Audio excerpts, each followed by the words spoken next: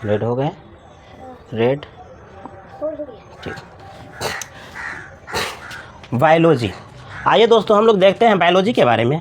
ये बायोलॉजी क्या है? बायोलॉजी को बताया गया है, कहा जाता है कि बायोलॉजी यानी जीवन से जुड़ी होती है, लेकिन कहा जाता है ये बायोलॉजी का मतलब होता है प्रश्नों का पिटारा।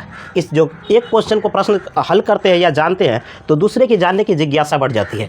तो आइए हम बायोलॉजी के बारे में कुछ टॉपिक लिए हैं जो शुरुआत से है और शुरुआत से लेते हैं। कहा जाता है, पहले कहा जाता था कि बायोलॉजी को एक ही हिस्से होते हैं और बायोलॉजी को माना गया है कि बायोलॉजी के पिताजी यानी अरस्तु को कहा जाता था, अरस्तु।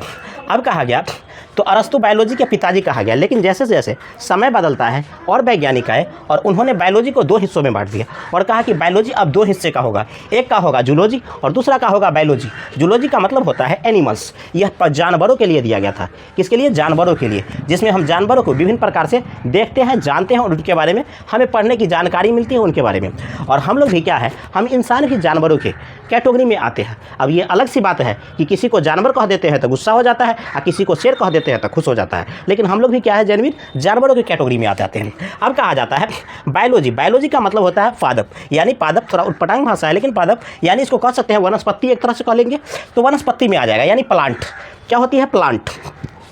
अब प्लांट में चर्चा करते हैं इसके कहा जाता है, तो इसके बारे में जानकारी जो दिया था उसे कहा गया थियोफ्रस्टस। ये वैज्ञानिक थे। अब जेन्युइन कहा गया कि चाहे जो भी हो, लेकिन कंडीशन वो उत्पन्न जो होगा, जो भी यानी वनस्पति ले लें या चाहे जंतु ले लें, जो भी लेंगे ये सारे कैटेगरी किससे उत्पन्न होगा? तो ये सभी होंगे कोशिका से। अब कहा गया इसके बारे में हम चर्चा करते हैं। कोशिका, सभी का उत्पत्ति क्या होता है? कोशिका। कोशिका किसे कहते हैं? जीवन की रचनात्मक और क्रियात्मक इकाई कहलाता है कोशिका, जहाँ से जीवन शुरू होती है। क्या जीवन शुरू होती है वह क्या कहलाता है? कोशिका कहलाता है। तो आज हम कोशिका के बारे में पढ़ेंगे। तो कोशिका के बारे में पढ़ना या अध्ययन करना क्या कहलाता है? साइटोलॉजी। कोशिका के बारे में जानना क्या कहलाता है? साइटोलॉजी। तो ये साइटोलॉजी क्या है? अब कहते हैं कोशिका, तो कोशिका के बारे में बताया। तो कोशिका का सबसे पहले को जो खोज किया था वह खोजकर्ता का नाम था रॉबर्ट हुक। रॉबर्ट हुक ने 1665 ईस्वी में मृत कोशिका का खोज किया। रॉबर्ट हुक ने 1665 ईस्वी में मरी हुई कोशिका का खोज कर दिया। मरी हुई कोशिका का खोज कर दिया। कौन? रॉबर्ट हुक ने। अब कहा गया जीवित कोशिका का खोज, तो इसमें हुआ था जीवित कोशिका का खोज करने वाला कौन आया था? Anton Leeuwenhoek. तो इसको कहेंगे एन हॉक से याद रखेंगे। छोटी चीज़ को हमको हुक से पकड़ते हैं तो इससे नाम याद रखेंगे, हुक हो गया। बड़ी चीज़ है तो ये क्या कहेंगे? हॉक। तो एगो हुक है, दूसरा हॉक है। मरा हुआ को हुक से और जिंदा है तो हॉक, ठीक है।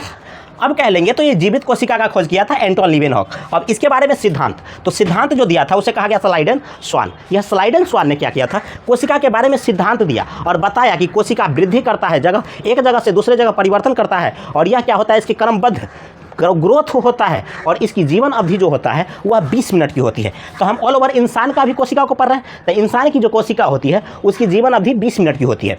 अब कहा जाता है कि ऑल ओवर इंसान में कहा जाता है सबसे छोटी कोशिका, ऑल ओवर एनिमल्स में जितने भी है उसमें सबसे छोटी कोशिका जो होती है उसे माइकोप्लाज्मा कहा जाता है। माइकोप्लाज्मा यह काफ़ी छोटा होता है।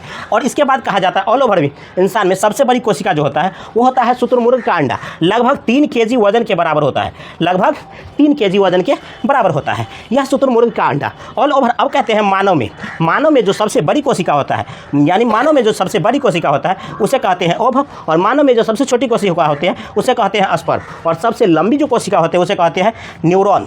यानी लंबी में न्यूरॉन है, बड़ी में ओवम है और छोटी में स्पर्म है। अभी स्पर्म जो पाया जाता है वह मेल में पाया जाता है। स्पर्म कहाँ? मेल में पाया जाता है। और चर्चा करते हैं कि बड़ी कोशिका जो होती है यह ओवम किस में पाया जाता है? फीमेल में पाया जाता है। बड़ी कोशिका कहाँ? फीमेल में पाया जाता है। अब कहेंगे न्यूरॉन। न्यूरॉन में लंबी तंत्रिका, इसे कहते हैं तंत्रिका, यह का ब्रेन। न्यूरॉन में ब्रेन। यहाँ क्या होता है? कोशिका बहुत कम विभाजन होती है। अब देख लेते हैं।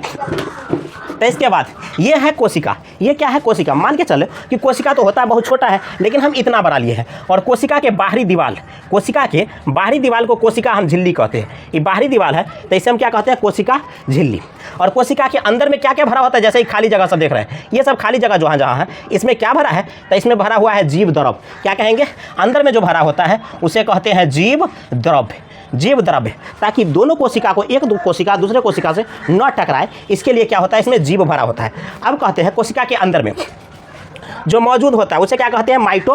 माइटोकैंडिया। कोशिका के अंदर में जो कुछ जीव है वह क्या कहलाता है? माइटोकैंडिया। माइटोकैंडिया का काम क्या होता है? देखिए, माइटोकैंडिया का काम है, ये इसने क्रेस नामक वैज्ञानिक ने इसका खोज किया और उन्होंने अपने नाम पर क्या रख दिया? क्रेप्स।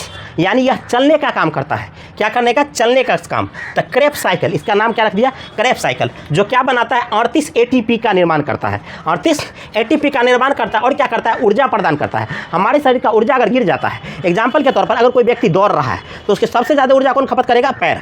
अगर कोई व्यक्ति, महिला हाथ से रोटी बना रही है तो सबसे ज़्यादा ऊर्जा कौन खपत करेगा? हाथ। अगर हम बोलने का काम कर रहे हैं तो क्या सबसे ज़्यादा ऊर्जा कहाँ खपत हो रही है? जुबान से। तो इस क्रम में सबसे ज़्यादा ऊर्जा जहाँ खपत होती है वहाँ और जगह की ऊर्जा क्या करता है? वहाँ भरपाई करने के लिए आ जाती है।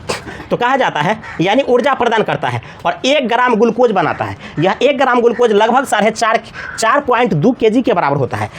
अब कहते हैं अगला टॉपिक जो आता है वह होता है वैक्यूल्स। वैक्यूल्स का मतलब क्या होता है? ये वैक्यूल्स को हम हिंदी में कहते हैं रसधानी। क्या कहते हैं? रसधानी। और इसमें क्या भरा होता है? इसमें पूरे में पानी से भरा होता है और हमारे कोशिका को कहीं कि पानी की जरूरत होता है तो यह वैक्यूल्स रखता है और इसमें 90% लगभग पानी मौजूद होती है।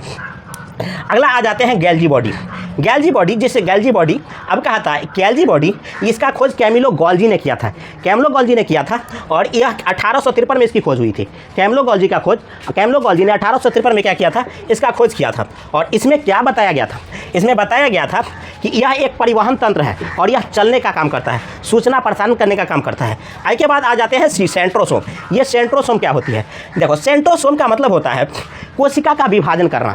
कोशिका का तो क्या करेंगे? विभाजन करेंगे। अब यह कोशिका का विभाजन जो होगा कहीं पर ज़्यादा होगा और कहीं पर कम होगा। सबसे ज़्यादा कोशिका विभाजन जो करता है उसे कहते हैं लीवर। क्या कहते हैं? लीवर। और सबसे कम कोशिका जो विभाजन करते हैं उसे कहते हैं ब्रेन। ब्रेन में सबसे कम कोशिका विभाजन होता है और लीवर में सबसे ज़्यादा कोशिका विभाजन होता है। अतः हम तेलपक सामान जब खाते हैं तो हमारे पेट का लीवर बहुत ज़्यादा क्या करने लगता है? दर्द करने लगता है, यानी उसको उछल कूद करने में बहुत मज़ा, आनंद आता है। अतः क्या आजकल समय में बताया जाता है कि चाउमीन, पिज्जा खाने से हमारे शरीर का पेट क्या हो जाता है? गड़बड़ हो जाता है। अतः इसको सुरक्षित रखने के लिए कहा जाता है तेलपक कम खाइए। अगर तेलपक ज़्यादा खाते हैं तो उसको सबसे पहले कौन सा रोग होता है? ब्लड कैंसर जैसा रोग होता है जिसमें गंजापन हो जाता है, यानी कम उम्र में ही क्या होता है? बाल झड़ने लगता है। तेलपक अधिक खाने से क्या होता है? बाल झड़ने लगता है।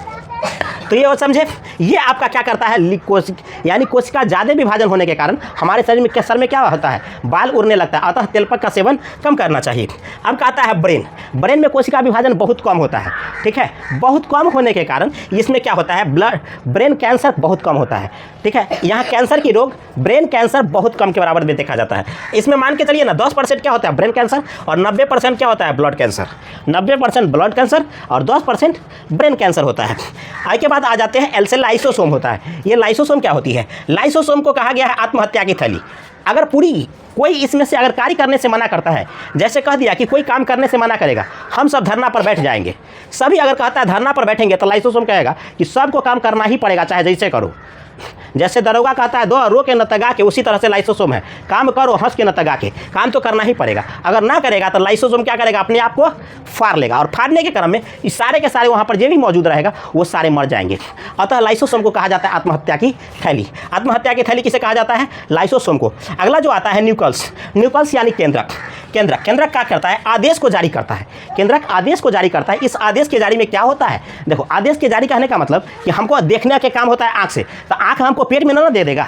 आँख को कहाँ बनाना है? ब्रेन में बनाना है ना, तो पेट में दिखाई देगा तो पता चलेगा ऊपर का है कुछ नहीं। ऊपर जो आँख दे दिया है तो हम पूरे शरीर को देख लेते हैं। बाल को निकलना है सर में तो हमारा मुंह में ना बाल निकल जाएगा, मुंह के अंदर में।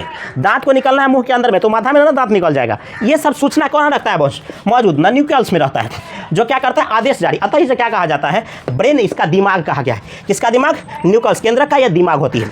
अगला जो आता है एंडोप्लाज्मिक रेटिकुलम। एंडोप्लाज्मिक रेटिकुलम ये क्या होता है? तो एंडोप्लाज्मिक रेटिकुलम जो होती है एक तरफ से स्मूथ होती है। स्मूथ का मतलब होता है वसा, यानी फैट। क्या होती है? फैट। एक तरफ से मोटापा का कहा जाए, वह स्मूथ होगा यानी मोटापा होगा इसमें। और इसमें जो होता है रिब्स, यह बहुत ज़्यादा क्या होता है? यह प्रोटीन देता है। यह कहाँ पाया जाता है? महिलाओं में। कहाँ पाया जाता है? महिलाओं में। ये मोटापा कहाँ मिलती है? तो फीमेल में। और ये कहाँ पाया जाता है? तो ये पाया जाता है मेल में। अब ये मेल में पाए जाने के कारण क्या होता है? ये फीमेल में है और ये मेल में है। फीमेल में पाए जाने वसा अधिक होने के कारण वह सुंदर दिखती है, जबकि मेल में वसा कम पाया जाता है, प्रोटीन पाया जाता है, वह खराब दिखता है, जिसके कारण क्या हो जाता है? तो ये कहा जाता है। और क्या बनाती है? देखिए, प्रोटीन बनाता है और 70S और 80S का निर्माण करता है। 70S देखिए, जितने भी छोटे जीव है उस सब में 70s होता है, और जितने भी बड़े जीव है उस सब में क्या होता है 80s होता है। जैसे हम जितने भी जानवर हैं उस सब में 80s होता है, और जितने भी वायरस है, कोरोना है या वायरस छोटी छोटी जीव है उस सब में क्या पाया जाता है 70s पाया जाता है, जिसके कारण उसका भार क्या होता है हल्का होता है, और इसकी भार क्या होती है भारी होती है। अतः छोटे जीव में 70s और बड़े जीव में 80s पाया जाता है। तो इतना समझे। इसके अगले टॉपिक हम अगले वीडियो में करवाएंगे। तब तक के लिए जय हिंद।